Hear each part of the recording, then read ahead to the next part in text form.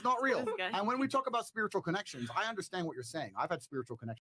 It's not real. It's not real. And when we talk about spiritual connections, I understand what you're saying. I've had spiritual connections with women. I know what it's like when your soul and their soul, and you feel like they're intertwined.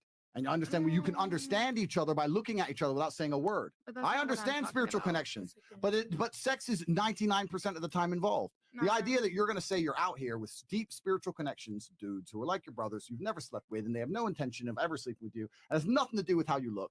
It's fantasy. It's fallacy. It's not real. No way, yes or no, I agree with what he said. For one part, yes, the deepest connection we have is spiritual.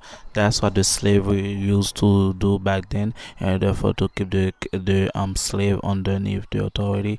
They say that if you're a slave and then they have to be religious is Catholicism. So that's another way the deepest connection come from with spiritual belief. That's why also still today many women go to church because they believe that the church is a way for them to comfort, because the church tell them that they can get away with everything, their past is cleaned up, and then they are born new virgin, and then they bring new creature, the old past is not gonna bring back again. And another way also is the pastor, the priest try to be involved with them relationship, they will automatically agree with them. So another part is no, because what happen is the people you listen to gonna build some type of way in your mentally and then physically also. That's why back in the day the slave master get away with a lot of women they be with, and then the child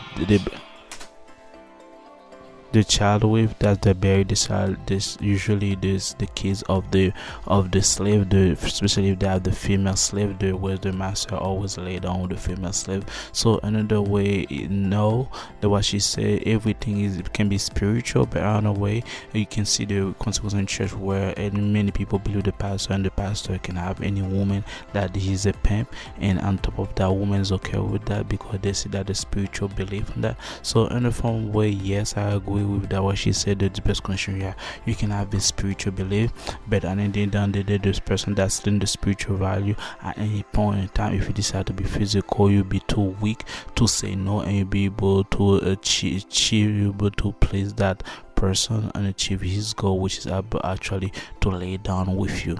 And that's shout out to Sia women, the Christian women, especially the Christian women, know that the spiritual value is only stay in the church or the congregation, and when they go to a house, they don't want to compare their husband or their relationship with what the church say, because usually what they're trying to bring the church at home, and then when you try to bring it at home, they're trying to compare what the pastor said to their husband. That's how most of the women in church, they are miserable, and then they break up with their husband, and out of that, they're not sexually accept the husband. They to compare their relationship where the pastor say or the priest say. And if I'm having a thumbs up, subscribe. What is your profession?